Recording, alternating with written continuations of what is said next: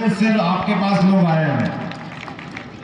पूरा मंच आप सबका स्वागत करता हूं, अभिनंदन करता हूं। जोरदार ताली बजाकर एक बार सबका स्वागत कर दें। ये चुनाव की बेला है और आपने पूरे देश के सारे राज्यों के नाम उठा के देख लो। सारे राज्य किसी न किसी प्रकार से अपनी अलग पहचान बना के रखते हैं, लेकिन एकमात्र राज्य है वो बिहार, जो भगवान कृष्ण के नाम पर है। कितना अच्छा लगता है, बोलो वृंदावन बिहारी लाल की। अपने आप से भगवान के नाम पे जिस राज्य का नाम हो, वो कितनी पावन पुनीत धरती है। और भगवान कृष्ण के साथ हमारा संबंध जुड़ जाए तो हमको लगता है कि हमारे सारे जन्म अपने आप सफल हो गए, अपने आप आनंद में डूब जाते।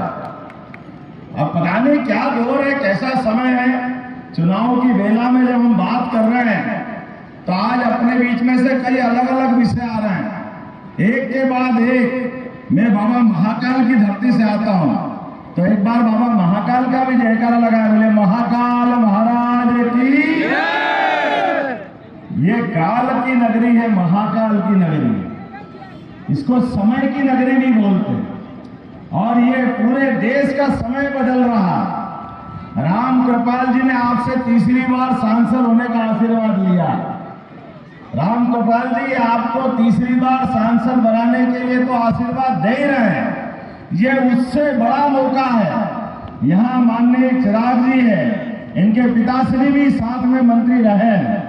लेकिन ये जो लोकतंत्र का वर्तमान का समय है, इस समय ने कुछ अलग करवट ली। इस करवट को हमको पहचानने की जरूरत है। लोकतंत्र में दोनों पार्टी के लोगों को देखने की जरूरत है, दोनों पार्टी की अच्छाई बुराई को देखने की जरूरत है। और मैं तो खास करके आज इस पूरे देश के अंदर घूम घूम करके इस बात को बोलता भी हूं कि माननीय मोदी जी ने कहा है कि सबका साथ सबका विकास, सबका साथ सबका विकास। तो ये बोलने के लिए होना चाहिए कि करने के लिए होना चाहिए? करने के लिए। 15% से ज्यादा आबादी तो यहाँ मेरे अपने समाज की है और पूरे देश में इतनी बड़ी आबादी है। लेकिन कांग्रेस सहित ये जितने परिवारवादी पार्टी वाले हैं, इनके यहाँ जब भी कोई बड़ा पद मिलेगा तो इनके घर के बाहर भी देने को तैयार। इतने कंजूस है। इतना छोटा सा हमारा उज्जैन, जहां मेरी आबादी तो 500 भी नहीं है। 2,80,000 वोट में से वोट है 2,80,000। लेकिन यशस्वी प्रधानमंत्री, जोरदार अभिनंदन करो माननीय नरेंद्र मोदी जी का। नाना ने सरकार चलाई, सब मिला के 55 साल तक सरकार चली और उनसे गरीबी दूर नहीं हुई। और ये झूठ के पुलिंदे ये कह रहे कि मैं गरीबी दूर कर दूंगा। जनता रोटी खाती है या घास खाती है? आपके तो दुर्भाग्य से ये मुहावरा बोलना भी खतरनाक लगता है। पता नहीं किस कारण से आज दुर्भाग्य की बात है। मैं आज ये बात आपके सामने बोल रहा हूँ कि कांग्रेस के लोगों ने 5 पीढ़ी तक झूठ बोला और दूसरे की भी नवी पीढ़ी आ गई है। ये सब हमारा उपयोग कर रहे हैं। आज भगवान की दया से भगवान कृष्ण का जीवन याद करो तो हम गौरव और गर्व से भर जाते हैं।